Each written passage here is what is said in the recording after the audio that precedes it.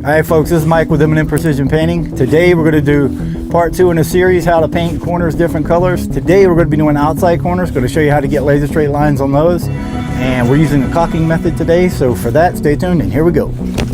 Are you still looking at me?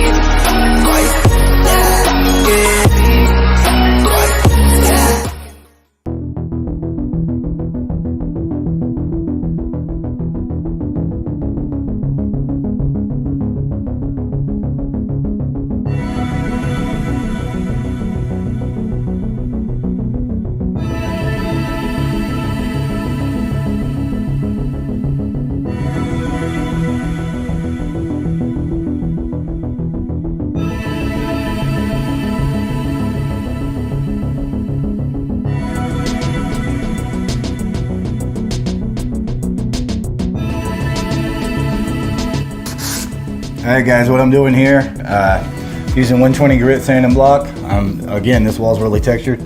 So what I'm doing is I'm just smoothing that corner down so that when I lay my tape on and peel my tape, I get a nice straight line.